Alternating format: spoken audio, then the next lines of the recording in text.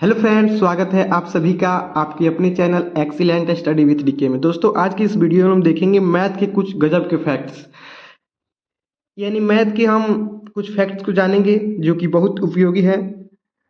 तो चलिए वीडियो शुरू करते हैं। देखिए, सबसे पहला फैक्ट है, जब किसी संख्या में शून्य का गुणा किया जाए, यानी जब किसी संख्या में शून्य से क्या किया जाए, यहाँ शून्य से जब किसी संख्या में शून्य से गुणा किया जाए तो शून्य में किसी संख्या से गुणा किया जाए तो गुणनफल शून्य प्राप्त होता है।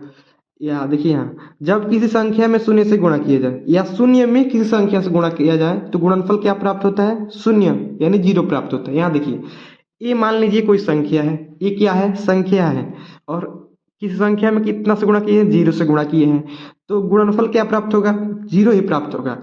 यहाँ मान लीजिए जीरो है और कोई संख्या ए है, यानी यहाँ संख्या में जीरो से गुणा हुआ है तो जीरो आया है, यहाँ जीरो से संख्या में गुणा हुआ है तो भी क्या है, जीरो आया है। तो याद रखिएगा, जब किसी संख्या में जीरो से गुणा होता है तो जीरो आता है, या जीरो में किसी संख्या से गुणा होता है तो भी क्या आता है, जीरो आता है। अब चलिए इसे कुछ एग्जाम्पल को समझ लेते हैं।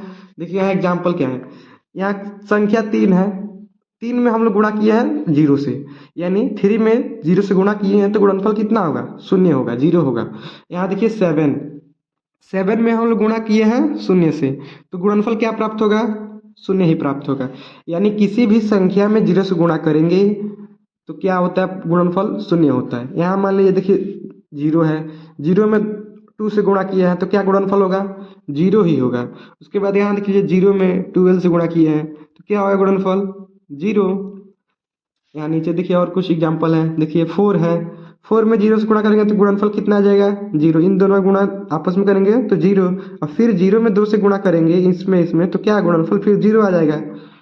यहाँ देखिए ऐसे 3 गुणे 6, 3 दूना कितना हो जाएगा, 6, और फिर 6 एकन्ने 6 आएगा, 3 दूना 6, और फिर 6 एकन्ने 6, और फिर 6 में जीरो से गुणा करेंगे तो क्या हो जाएगा, गुणनफल फिर से जीरो प्राप्त होगा। गुणनफल क्या प्राप्त होगा, जीरो।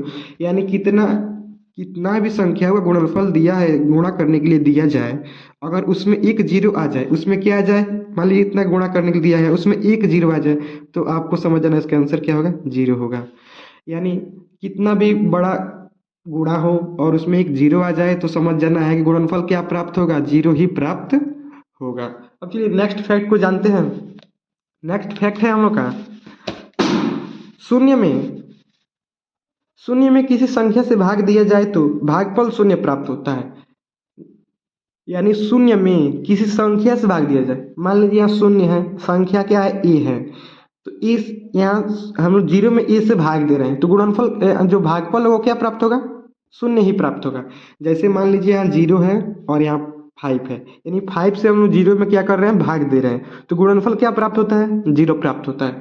यहाँ देखिए जीरो है और संख्या ए है, यानी इस संख्या से इसमें जब भाग देंगे तो गुणनफल क्या प्राप्त होता है, जीरो ही प्राप्त होते हैं। यहाँ देखिए 0 और 1 से 10 तो गुणनफल क्या होगा, जीरो।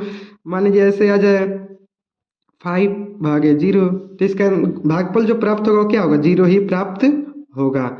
ऐसे कोई भी आ जाए समझिएगा जीरो, किसी भी संख्या से जीरो में भाग करने के लिए कहा जाए तो समझ जाना है उसका आंसर क्या होगा, जीरो ही, उसका जो भागफल होगा वो जीरो होगा। अब चलिए नेक्स्ट फैक्ट को जानते हैं। नेक्स्ट फैक्ट है हम लोग का, किसी संख्या को शून्य से भाग दिया जाए तो भागफल इन्फिनिट प्राप्त होता है। यानी किसी भी संख्या से शून्य से भाग दिया जाए, यानी संख्या ऊपर रहे और शून्य नीचे। इस फैक्ट में था संख्या जो था वो नीचे था, शून्य ऊपर था। इसमें क्या था, हम लोग संख्या से शून्य में भाग दे रहे थे, लेकिन इसमें हम लोग शून्य से संख्या में भाग देंगे। तो जब शून्य से संख्या में भाग देंगे तो जो गुणनफल होता, भागफल होता है वो क्या होता है, इन्फिनिट होता है। यहाँ देखिए जब जीरो से यहाँ 5 में भाग दिए, ऐसे इसका ऐसे बनाएंगे तो इसका आंसर जो क्या होगा, इन्फिनिट होगा। इन्फिनिट यानी ये आगे बढ़ते रहेगा, ठीक है। इन्फिनिट का मतलब क्या होता है, वो आगे बढ़ते रहेगा हमेशा। यहाँ देखिए 10/0 है, तो यहाँ हम लोग 0 से 10 में भाग देंगे तो उसका आंसर क्या होगा, इन्फिनिट प्राप्त होता है। यहाँ मान लीजिए 1 से 21/0 है, तो इससे भी जब 0 से 1 से 21 में भाग देंगे तो उसका आंसर क्या होगा, इन्फिनिट प्राप्त होगा। तो आज के लिए दोस्तों इतना ही, अब मिलेंगे किसी नेक्स्ट वीडियो में नए टॉपिक के साथ। तब तक के लिए जय हिंद, जय भारत।